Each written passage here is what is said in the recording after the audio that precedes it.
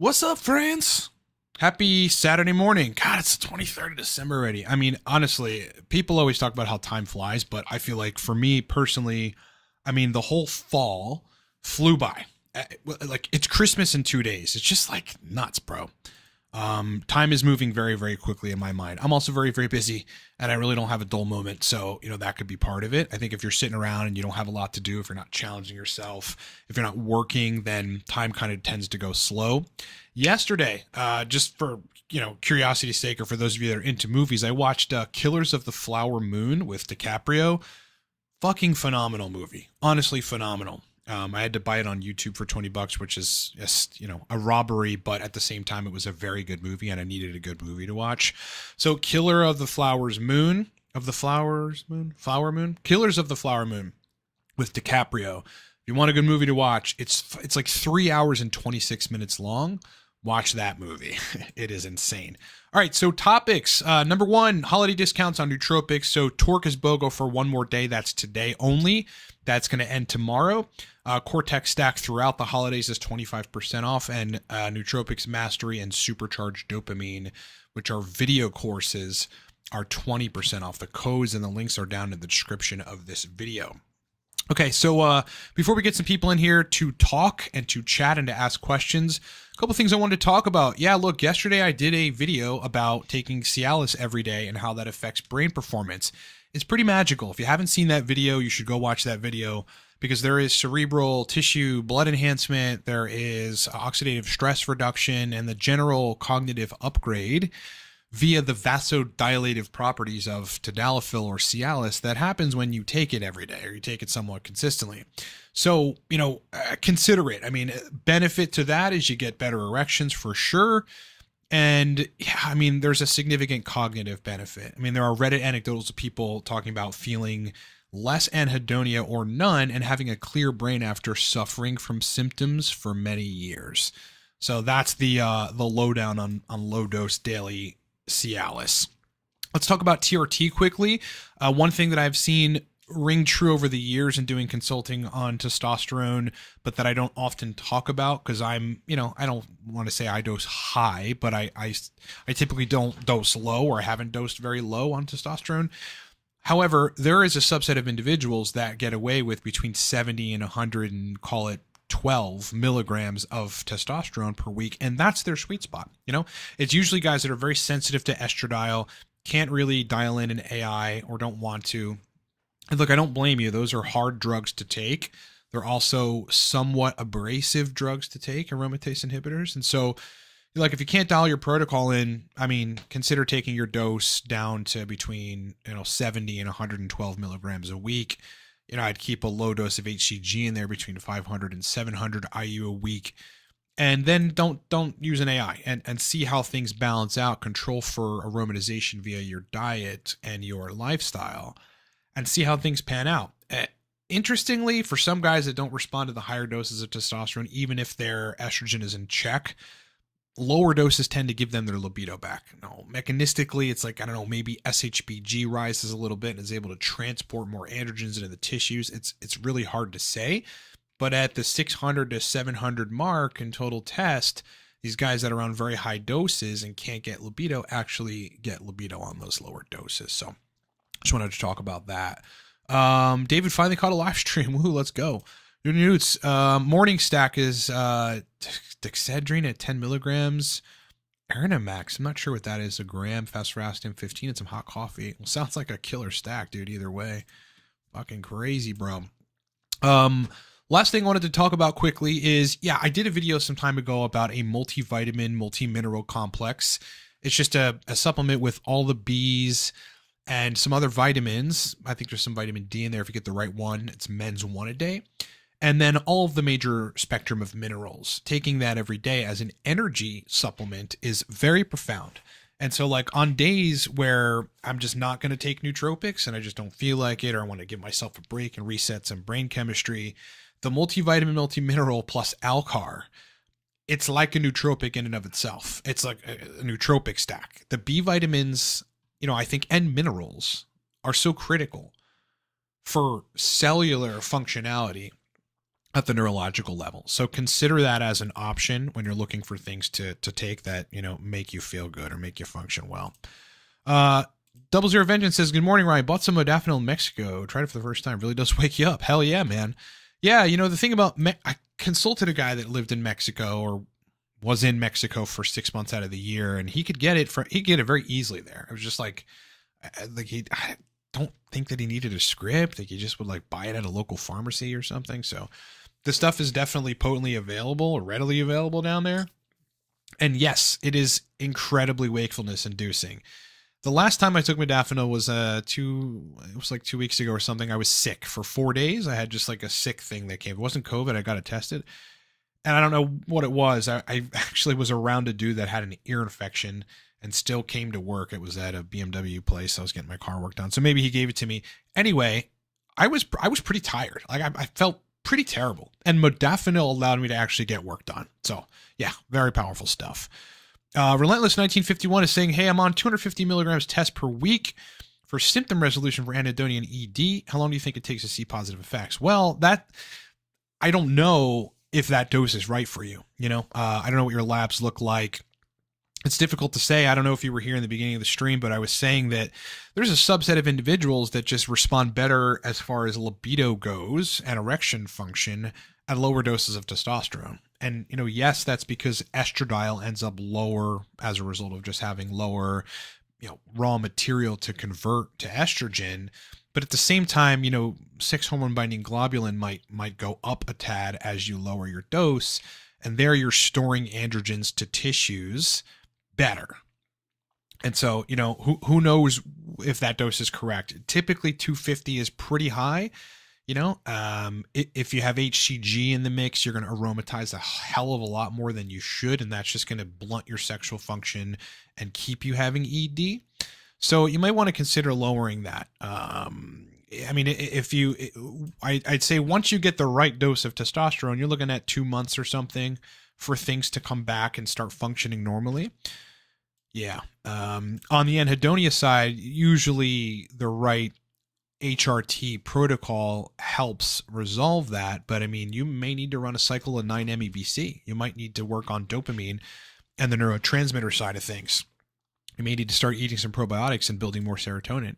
It just seems to be different for different people what the mechanism is for anhedonia. So think about it. Got a comment on Cialis. Bought some Cialis as well, but my test is so high that it doesn't really make a difference in erection quality. Awesome. Yeah, good. Well, that's a good place to be. If your erection quality is great on high, see, this is a guy who can respond to higher testosterone.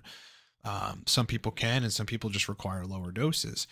But yeah, great. Then you're getting cardiac benefits, and you will probably live a little bit longer with Tadalafil in the picture. That's what the scientific research says, that, all-cause mortality is lowered in people that are taking PDE5 inhibitors.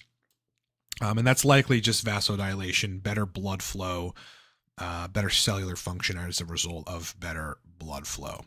Yeah, so the modafinil down in Mexico is over the counter. Don't need a script. Yep. Jamie is asking, why did P5P make me nauseous? You were probably synthesizing too much dopamine or more than you're used to. The most common side effect of dopamine agonists, which are essentially dopamine replacement, basically, drugs like cabergoline, is nausea. Yeah, same thing with PT141, which is a sexual enhancement peptide for men and women. That tends to make people nauseous, and that's because the primary mechanism of PT141 is hypothalamus dopamine release. So you get nauseous as a result of taking it, and that's probably what happened with your P5P. Jamar Vaughn is saying, got one of your free books and I'm having trouble understanding how much powder to add to the capsules. Okay, can't really help you there because that's not a specific enough question. If there's a dose recommendation in a book or a downloadable guide, it would be exactly that dose, unless you have something like Huperzine A 50% or correction, 1% versus another percent, or if you've got alpha GPC 50% versus 99%, then the doses change a little bit. But otherwise, you get a milligram scale, you weigh out exactly what the specifications are specified in the guide that you're referring to, and you put that in a capsule or 2 capsules. John Pepper saying, hey, Ryan, would bromotain and 9-MeO-BC be ideal after long-term neuroleptics? You have to explain to me exactly what neuroleptics. You might need to restructure that to be spelled correctly, and also explain what neuroleptics is, if it's something that you're taking or whatever. Those two together, however, are very useful for restoring dopamine, the dopamine profile in the brain. I'm getting a question about AIs. Do AIs work, and this is aromatase inhibitors, for HCG or gonadotropins? I've seen some research that the AIs don't inhibit aromatase in the testes. Yes. So to an extent, I mean, you're going to lower the total body amount of aromatase via taking something like Arimidex or exemestane. However, yes, intratesticular aromatase is somewhat resistant. This is a scientific paper that referenced this, or that explained this, that I'm referencing in my head right now, is somewhat resistant to AIs. The intratesticular aromatase is somewhat resistant. I don't think it's completely resistant, but I think it's somewhat resistant. So, you really have to look at your blood and see like where the estrogen is going in response to HCG and an AI in the picture. And if you really want to understand, exactly how to approach this and where the numbers go and whether or not your intratesticular aromatase is like uninhibitable, like it's just like you can't stop it from converting testosterone to estrogen, then go off of the HCG and, take your AI and see, and keep your testosterone dose the same, or even bump it up a little bit so that you have somewhat of the similar testosterone profile. Then you can really gauge, how much the aromatase inhibitor is working. Stream 618 is saying, you recently did a video on oxyracetam. Can you give your opinion on pairing oxyracetam with low dose Nootropic? I think it's great. I think it would behoove you to medium dose both of them instead of dosing them high initially. And Chris, I know your sort of template for nootropics, and you respond to lower doses of things, man, better than I think you would respond to higher doses. I still have the documents when we work together of all the stacks that we put together that work for you. For Chris, this is 9-MeO-BC, Chemio.com. Greetings from Bangladesh. Dude, greetings back, fellow Ryan. Omanast. I'm sorry, I butchered that. Hey, I'm having crisis from methadone. I took it 2 weeks. Now having shitstorm in body and need help. Can't help you there. Not entirely sure what might be going on neurologically or otherwise. Always, brother. Thanks for the question. Jamar said, I got your book, The Ultimate Starter Nootropic. I didn't understand as far as how to measure grams. Do I use a spoon if I'm using capsules? There's a kit called the LabAider. I think it's a LabAider supplement kit. Let me see if I can find it on Amazon for you, because that's really the best tools to use. LabAider supplement tools, something to this effect. Yeah, it's this right here. All right, so I'm going to show you guys what you want to be using. This here, okay? This is a capsule filling kit. It's got like several different spoons that are convenient for weighing out nootropic powder. And it also comes with these two things. So like this thing here and this thing here. You can't actually see my cursor, but those things that sort of look like plungers, they help you to push the material into the capsule further, to pack more material into the capsule, or at least to fill the capsule up. So every nootropics person would benefit from buying this. It's $10 on Amazon. You can search LabAider supplement tools. This is like literally what I use and what I suggest people use, because it actually gives you, small tools to both pull the powder from a tub as well as pack capsules with it. It's actually really awesome. So I would suggest using that for that. Brother, hit the like button, everybody. Jamie says, hit the like button, bro. Hey, brosif. Hit the like button, brosif. Michael Adesanya is saying, what really caught my eye is anhedonia relief with Cialis. It could be true. Yeah, it's true in some of those anecdotals, right? I mean, and again, as I said before, the anhedonia thing is so tricky because it could be serotonin, could be dopamine, could be both. And in the case you're referring to, it could be blood flow, like a lack of blood flow. The long COVID folks have blood microclots and blood issues. and they benefit from taking PDE5 inhibitors. Dizziness can come with taking PDE5 inhibitors if your blood pressure is already on the low end, but that's pretty hard to do. That's pretty hard to have it so low that, Tadalafil will make it even lower to be troublesome. Sam bought the Dopamine Speed course and has a few questions. After executing the first protocol, if I'm going to notice an improvement, how long can this take? I think you're referring to restoring the quantity of dopamine from a mild deficiency, from just a quantity deficiency, a week or two, usually. That should resolve it. Yeah, because again, you're getting all the precursors and you're doing all the right things on the diet side. So building adequate dopamine shouldn't take that long. If it's just a deficiency in dopamine, replenishing it takes a week or two, maybe even less. Take other nootropics during this period. Well, other nootropics are going to interact with dopamine, but none to the extent that you'll deplete it, with the exception of things like modafinil, which will just cause you to use more dopamine. I wouldn't say you'll deplete it then. I just think that, you got to be conscious of replenishing it, because anytime you force dopamine to be around longer, like any dopamine release agents, like modafinil, which directly blocks the dopamine transporter, preventing you from storing it away for later use, just keeps your dopamine around, then you want to replenish it. I'd use mecunapurines for that.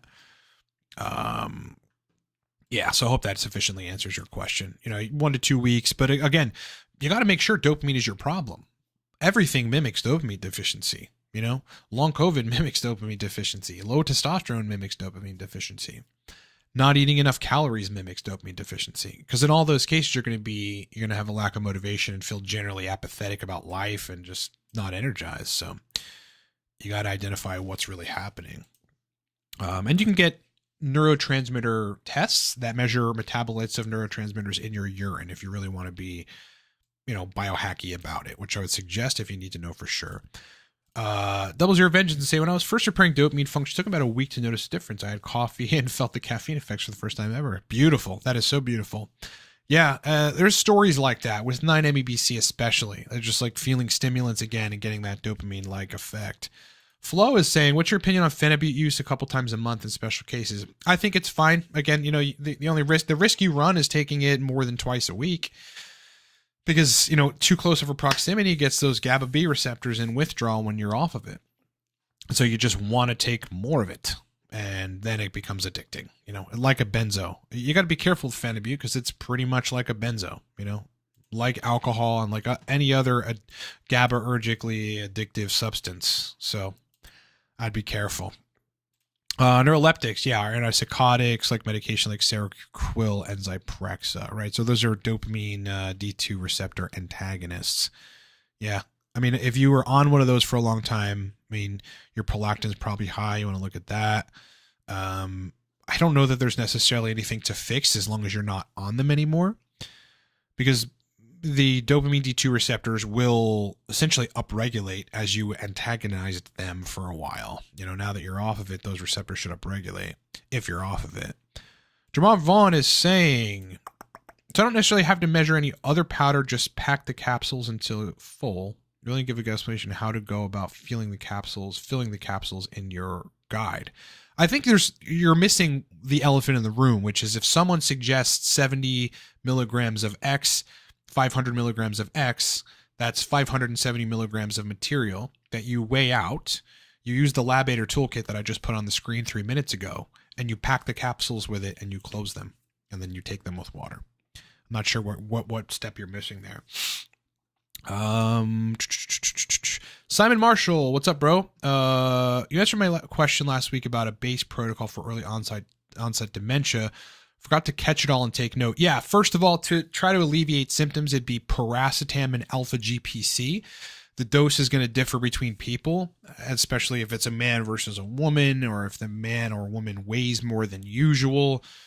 If they're overweight or some capacity, then I think higher doses are warranted for effect. But 2 grams paracetam, 300 milligrams alpha GPC. People that are older can tolerate much more choline sources. They actually need it, whereas people that are younger just shouldn't be dosing alpha GPC and acetylcholine like really high.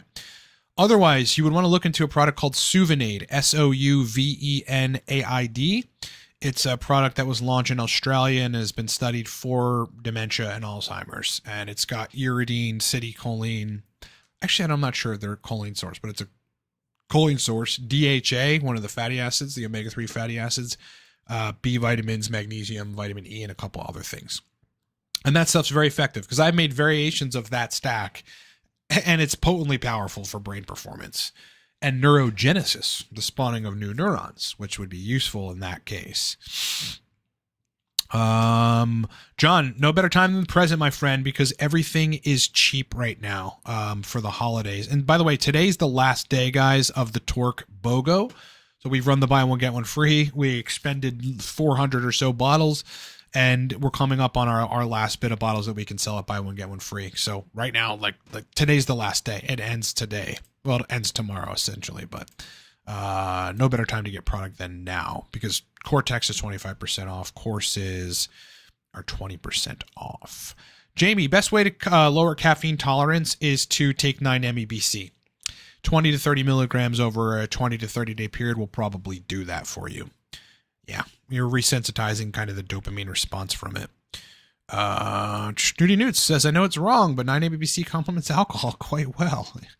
Yeah, I mean, I see how it could because you got, you're potentiating dopamine in general, but alcohol makes you release a little dopamine too. So, I mean, you're just kind of in a good, happy dopamine. And then you got the GABA receptor binding from alcohol too.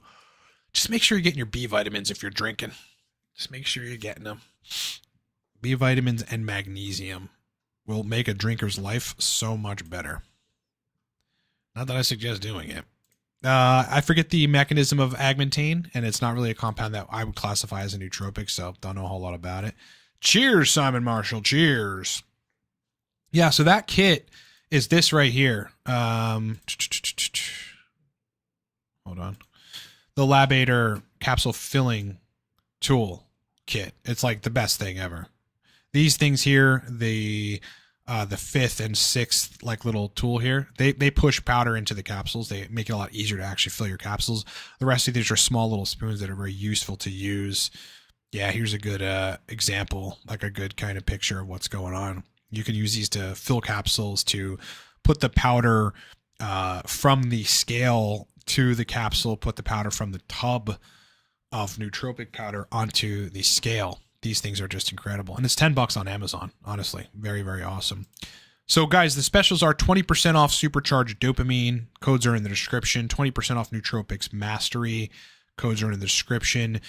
Buy one, get one free on Torque. That lasts through today. That's over at the end of the day today. So you don't have another option, any other chance to get Torque at buy one, get one free. I mean, look at this stuff. This is all day energy right here. You're getting a killer deal by doing BOGO. And then Cortex is 25% off for the holidays, guys.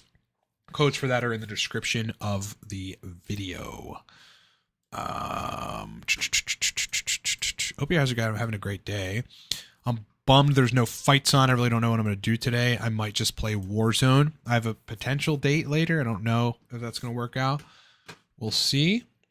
But for dinner, I like dinners, man. I like dinners out at good places where there's good quality food. Still get a little bit excess in like oils and shit, so you got to prepare yourself for that. You end up eating excess in calories. You got to prepare yourself for that as well. But going out to dinner for me in the city here and some of my favorite places is just a good outing. I am focused and working or using my brain all the time when I'm awake. Yesterday, I took a break and watched a movie for the first time in months, and I'm happy I did. It was Killers of the Flower Moon with Leo, and it was insane. Scorsese flick. It's just nuts. Literally 3 hours and 20 minutes long. I mean, who? They just make the craziest movies. When I saw it, I knew it'd be insane, and it was literally insane. Could have been better. It was kind of doom and gloomy, but whatever. Simon Marshall's asking about Blue Lotus flower tea or supplement. I've heard of it. I just don't remember what it does. I got sent some by mistake instead of my red light therapy lamp. I won't ask, bro. They said I can keep them, so I'm wondering if it's any good. Yeah, I don't know. I don't know what it does. Sam is saying, meant to say after starting cabergoline, how long until I notice anything? Oh, cabergoline? Yeah, almost instantly. I mean, it's going to start lowering prolactin and binding to dopamine receptors instantly. Yeah, within 48 hours, if you got the dose right. And 0.125 to 0.25 would be a good starter dose of cabergoline. Yeah, and if that's the issue, again, cabergoline is a dopamine agonist drug that would be used as a diagnostic to see whether or not you have dopamine problems. Because if your motivation comes back and your libido comes back from taking it, then dopamine is the issue. But if nothing changes, dopamine isn't your issue. I mean, cabergoline is one of the strongest drugs besides like levodopa, pharmaceutical level dopa, that you can get to optimize dopamine, right? Or to agonize dopamine receptors. We don't usually talk sources here, so can't really discuss that. And that's stupid, obviously, but that's just a YouTube thing. They tend to conflate legal supplements with other things that aren't legal, so we really don't talk about that. But I have it at length in the Nootropics Mastery course. I believe it's Nootropics Mastery. Yeah, and the Nootropics Mastery course, that all sources are actually in that course. Okay. Yeah, you get sources when you get Nootropics Mastery. So if anything, buy it for that. Buy it to get sources on everything. On the Supercharged Dopamine Speed course, there is also sources, for some of the stuff that I take and that I'm suggesting people take in those courses. But BPC, man, soon enough, you're not gonna be able to get that prescribed from a clinic. You'll still be able to get it. It's a peptide that's not illegal. It's just the FDA, has put some legislation out where doctors can't prescribe it. And it was one of the most vague reasons or explanations I've seen in quite a long time. They had various peptides, BPC 157. One of them was kisspeptin, which is a gonadotropin receptor agonist. Something to that effect. Both of the explanations for why they wanted to limit their use or their prescription from prescribing from MDs was exactly the same. That it would cause some sort of immunogenic response. It was literally verbatim copy paste for both of them. I just find it very ridiculous. Obviously, shenanigans, obviously. Lewis is saying, is 5 to 10 milligrams Cialis lifelong a problem in terms of side effects? No, typically not. Currently experimenting with doses. Any suggestions? Yeah, start at 5. It depends on what you're trying to use it for. But start at 5. Go to 10 if you need to. Again, doctors do prescribe 10 milligrams Cialis a day for people. Typically they want to shoot for 5 instead.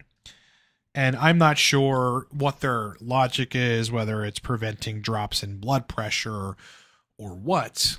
But, if you ask a doctor to give you the answer to that question, it's because 5 milligrams a day is studied. That's why, and then 20 milligrams every third day, I believe it is also studied, but not 10 milligrams a day. That's just not studied.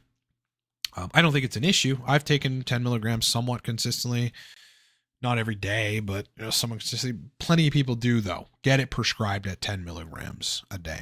Yes, they do. I don't really see an issue. I know some very advanced TRT doctors that think it should be in the water, in the drinking water. As crazy as that sounds. Best nootropic stack for energy and wakefulness from lack of sleep and dosage. Well, 2 options, you probably want to pair them together, would be oxiracetam and modafinil. I'd start at 75 modafinil, 500 oxiracetam, low dose choline source, 50 milligrams alpha GPC. Jamie, does acetyl-L-carnitine go good with caffeine? 100%. I mean, Alcar is the most time-tested, tried and true, safe daily use nootropic you could take. Again, as I was discussing earlier, if you stack it with a multivitamin, multimineral, like a men's 1 a day, I mean, you can have all the energy you want, so long as your testosterone is normal and you don't have any other things inhibiting your energy. That multivitamin, multimineral plus Alcar stack is really something else, guys. It's just beyond powerful for energy. The scientific research on like B vitamins and their interplay with the degenerating brain is so explicitly clear that you need B vitamins for your brain not to degenerate, that B vitamins must be a part of people's regimen. And if people have side effects from taking B vitamin, like B complexes, you probably want to not take all the methylated ones and you want to find one that has the RDA, just around the RDA, nothing substantially more. Because, you start going 400%, 500%, 1200% over the RDA, and no wonder people get anxiety and side effects on B vitamins, you got to take close to the RDA, and they're somewhat, RDAs aren't accurate, right? But they're somewhat accurate. They're somewhat close. You don't want to go super over though. Simon Marshall says that The Killers of the Flower Moon is a top film because that's the movie I watched yesterday. Yeah. Just insane, bro. I mean, little gloomy. It's like I wanted the ending to be somewhat different. I'm glad that De Niro got locked up and whatever, but I thought the way they depicted it in the trailers and the previews was that Leo caught on to this bad thing that was happening within this Indian community, and he saved the day. But really, he was part of it, and then at the end gave his uncle up. That's like the only good thing that he did. Sam Thompson is saying, I've tried uridine up to 300, didn't really notice anything. Any idea? Well, do you have brain fog? Like, why were you just, do you feel normal normally and you took uridine and you got nothing? Tried stacking with CDP. In that case, I'd look at the uridine source and maybe questionable. Otherwise, you probably need to dose it lower. Maybe less is more. 120, 130, 150, possibly even 70 milligrams of it. Stack it with B vitamins, DHA, and a choline source. That's the combination, If you're not noticing anything, I mean, I don't know what else is in your regimen that's preventing you from not noticing that, but I would wager there's got to be something. Whether it's pot, booze, low testosterone that causes you to not have like good brain function normally. But I mean, a little bit of uridine and choline makes me just like I'm wired and I'm very motivated. Jamie says uridine goes good with caffeine. Yeah, insane. They potentiate each other via like some adenosinergic action. They potentiate each other. Another gem, uridine and caffeine, dude, or uridine and dynamine, or uridine and teacrine. They're just insane together. Potentiate one another. Potentiation, bruh. Yeah, bruh. I've been playing a lot of Warzone lately because Modern Warfare 2, which was the previous COD, was so slow and punished movement and punished good players for moving fast. They slowed the movement down and made it easy to camp. That in the new game, Modern Warfare 3, there is a lot of campers. The Modern Warfare 2 carryovers, all the idiots that are low-skilled, slow-brained people sit in corners and wait for you to run by because you have a brain and it's working fast, and they shoot you. And it's ridiculous. Anyone can do that.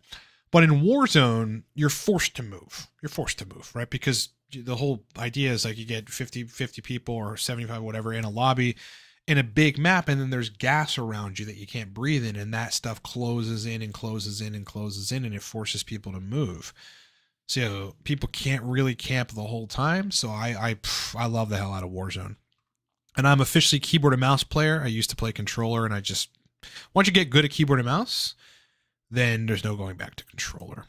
Janev says, took an IBC 20 to 40 milligrams for Anhedonia and it got worse. Any theories about why? Took it for 12 days, still having panic attacks and anxiety.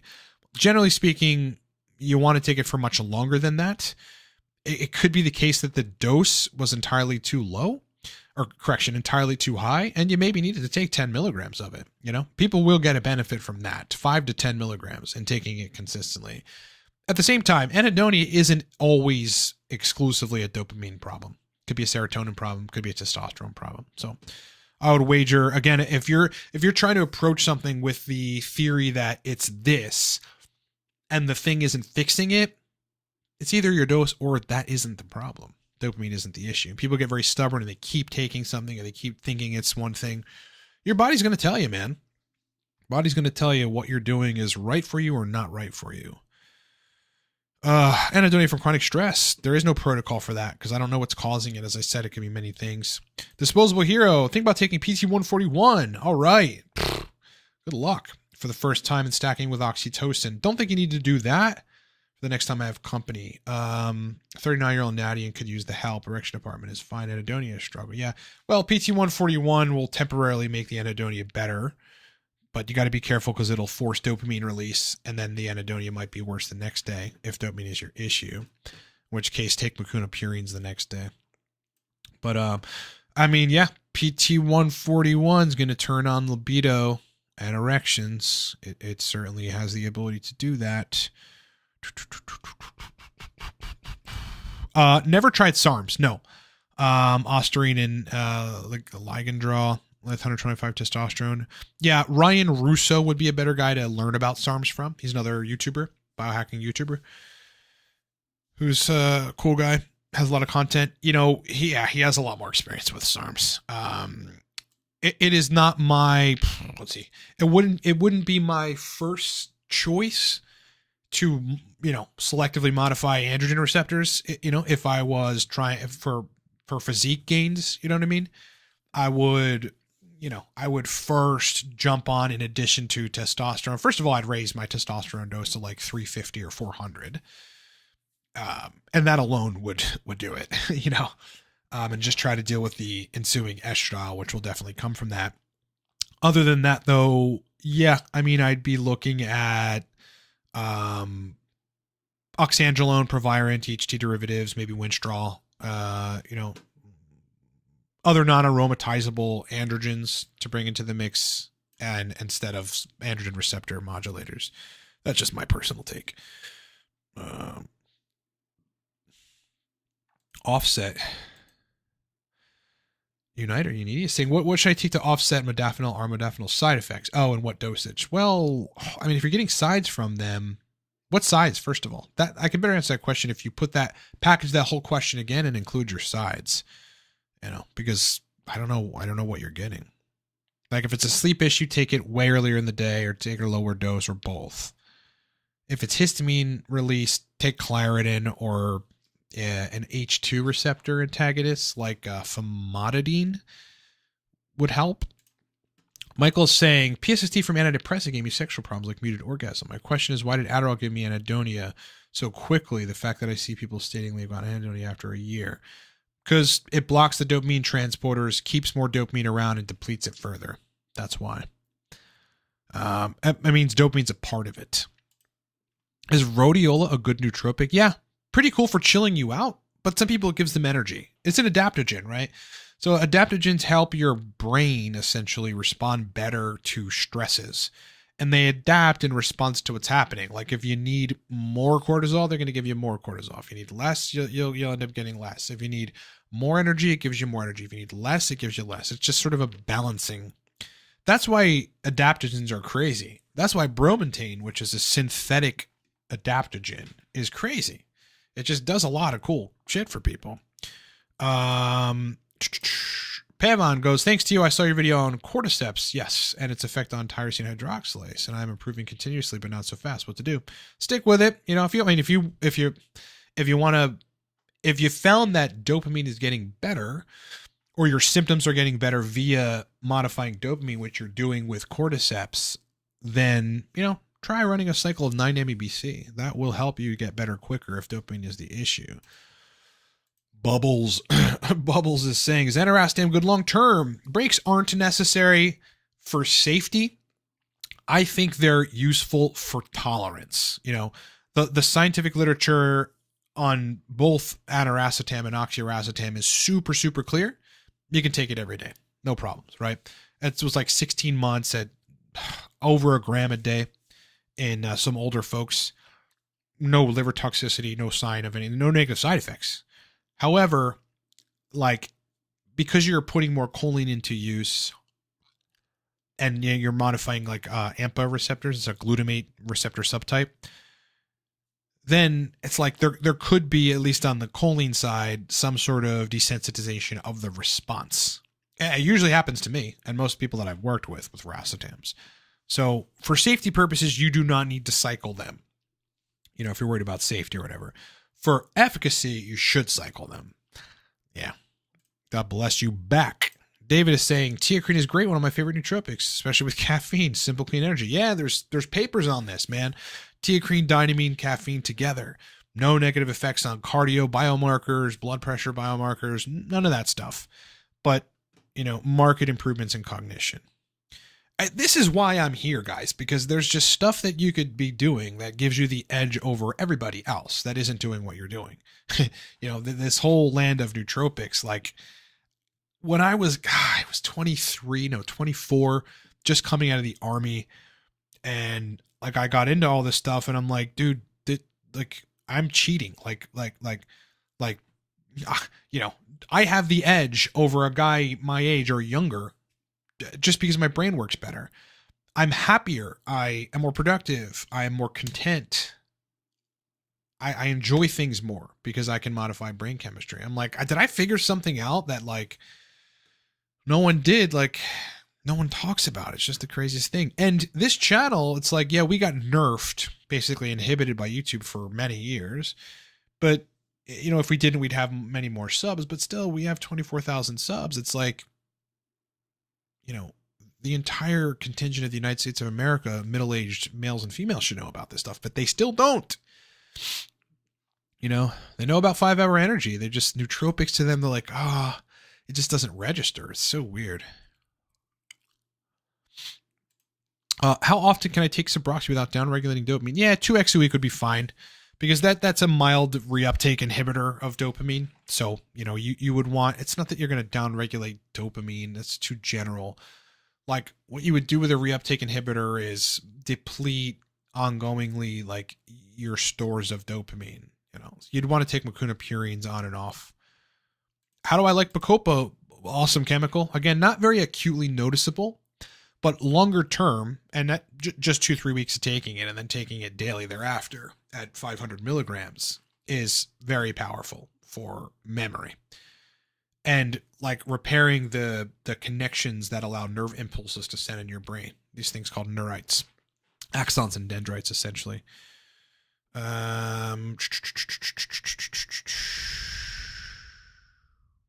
Sub-Q sources?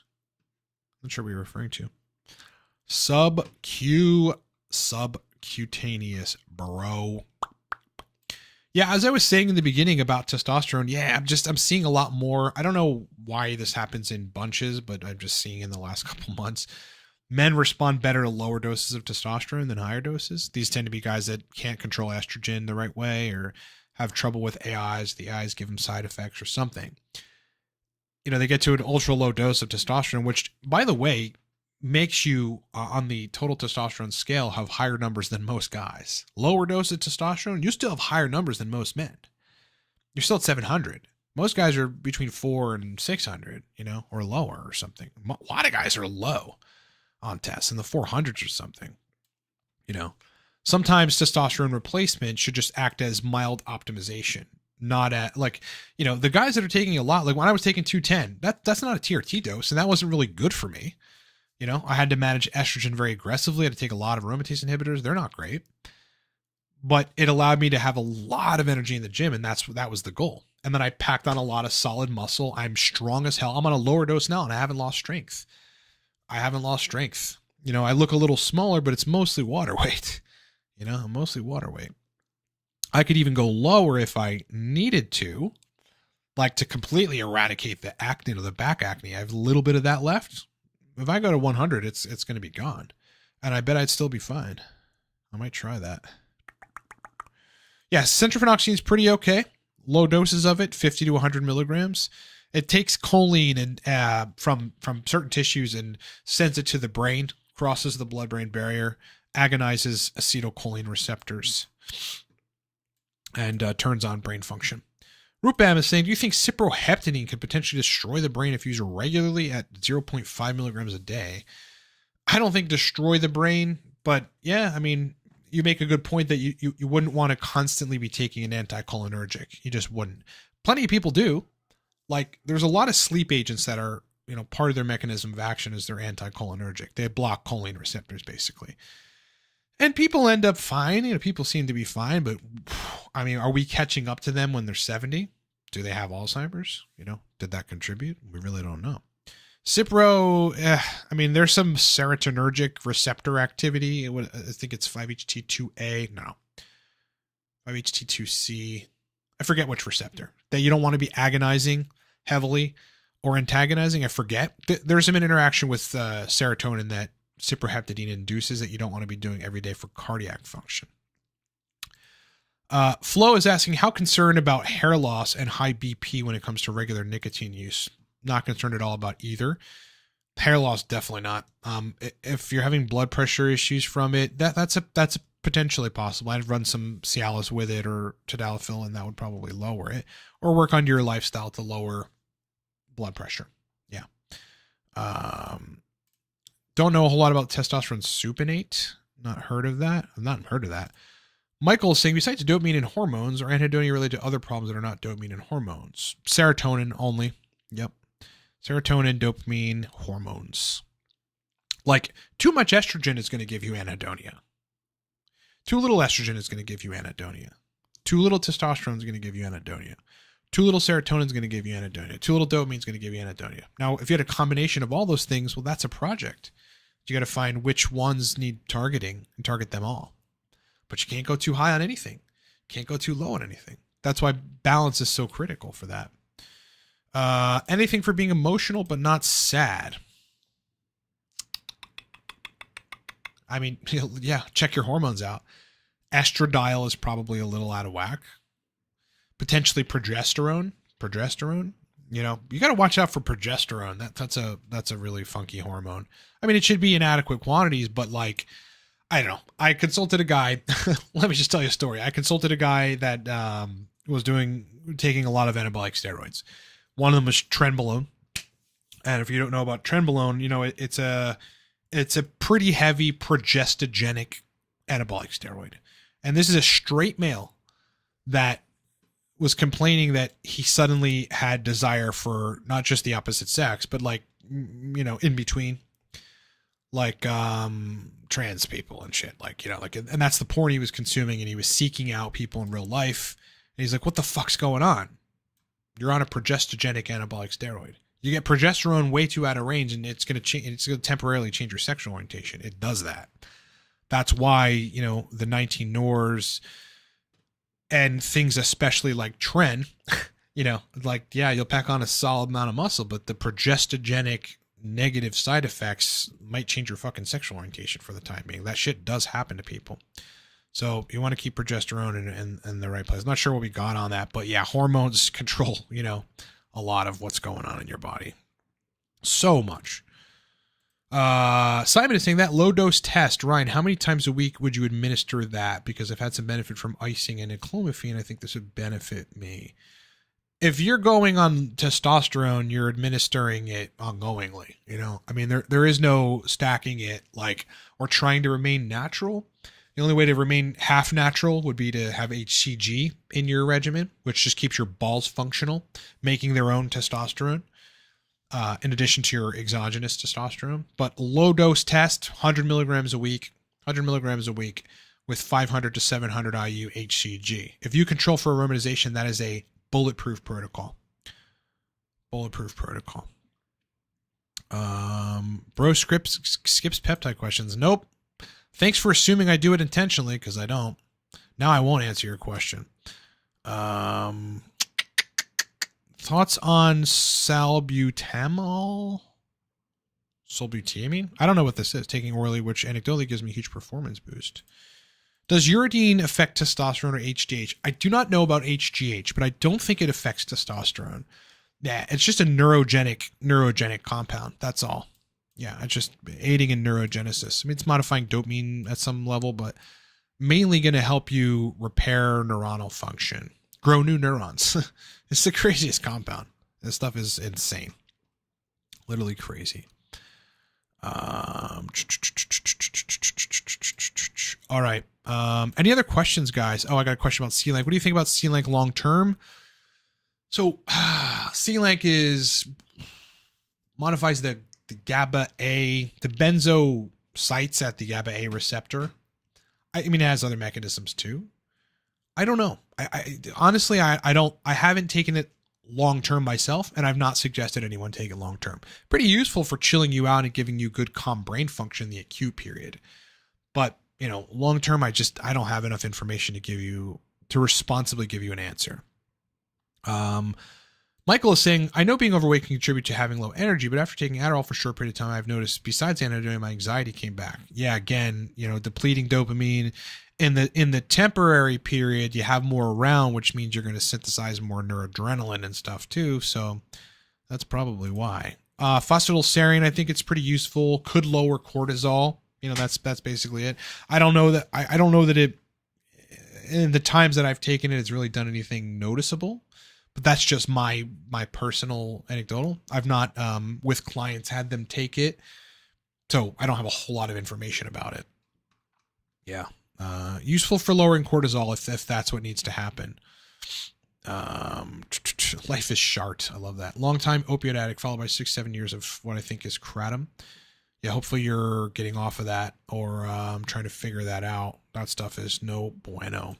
When I made those kratom videos, people actually tried to argue with me. I mean, 80%, 85% of the comment section totally agreed. People that actually had taken kratom and, their lives were destroyed or their sexual function was muted. But I actually had some people trying to tell me it was useful or beneficial. It's like, yeah, cocaine can be useful or beneficial, but it's fucking terrible for you long term. Zaid is saying, take on using testosterone while being on an SRI. Good idea. Good idea. Because SRIs do everything in the book to, mess with your sex hormones. From supercharging neurosteroids to the point where you downregulate them to inhibiting gonadotropin release. It just, to raising prolactin and inhibiting gonadotropin release via the serotonergic action on the lactotrope cells. So, ain't nothing good about that. So yes, you would want to have testosterone in the picture. It is likely that you would not suffer from PSSD or post-SSRI sexual dysfunction if you had testosterone in the picture. What about uridine then? Yes. Uridine's a pretty powerful compound, my man. Bubbles, is Cmax combined with ginkgo too much stimulation? I wouldn't think so. It's an interesting, combo. I don't know what you'd be trying to achieve there. Some brain blood flow, just better brain performance, a nice chill state. Rupam, do you think that dosing lactobacilli ruddieri and lactobacilli rhamnis can increase testicle size? Don't know. Each lacto, probiotic does different things in terms of like synthesis of neurotransmitters and lowering of histamine. It's like one of the primary things that these things do. And so, in addition to transient increases in those bacteria in your gut and like the creation of short chain fatty acids and stuff, and potentially aided digestion for the temporary period, but like testicle size, I'm really not sure how that would translate. I just don't know how that would translate. If anything, they're going to create more serotonin, which is typically bad for, gonadotropin release via more prolactin or a slightly higher prolactin. So I wouldn't know. Probiotics are tricky, man. It's like, again, not many of them colonize. So you're taking them, and for the transient period that you're taking them, they're affecting you positively and, modulating neurochemistry via enhancing GABA and serotonin, making you make more of them. But then you just essentially get them out of your digestive tract when it exits and they're gone. They don't really colonize. There are a couple singular strains like Bifido longum BB536 that does colonize. But other than that, it's just really difficult to get probiotics to colonize, which is why people typically suggest eating like kimchi and fermented foods and stuff because they colonize more. Natural stack for endurance in grappling sports. Yeah, I would go with the multivitamin, multi-mineral plus Alcar stack. Yeah, get men's 1 a day multivitamin, multi-mineral. That alone changed a lot of people's lives. I'm serious. It sounds so like rudimentary, but it's very effective. Plus 400 to 800 milligrams of Alcar. I think that would be a pretty epic stack. All right, guys, I'm going to end the stream. Again, as I said in the beginning, everything at livecortex.com is on sale. Like so much stuff. The dopamine speed course, the Cortex stack right now is 25% off. The codes are in the description of this video. I mean, this stuff is 5-6 hours of being on fire, but it also gives you focus and flow. This is the last day for buy one, get one free on Torque. The last day. Okay. This ends at midnight tonight. I've got the coupon to be rendered inactive at midnight tonight. The code for that is torquebogo, but it's also down in the description of this video. Get one of the most purchased nootropic stacks on the web. Buy one, get one free right now. Our loss is your gain. Ain't no better time to do it, guys. Codes are in the description. Links are down below. Epic questions. Great being with you guys. Hope you have a great rest of your weekend. Merry Christmas. I'll be doing content likely tomorrow, likely not Christmas Day because I just don't even know if it'll get viewed. But I'll be back to content on the 26th, and then I'm traveling from the 29th for a few days thereafter. Okay, and then I'll be back after New Year's. So we're going to have a kick-ass fucking Christmas, kick-ass holiday season, kick-ass New Year's. We're going to be doing a lot of content around just improving your life and self, and that's generally the tone here anyway. And I appreciate you guys being with me, man. Thanks for the questions. Rock on. Later.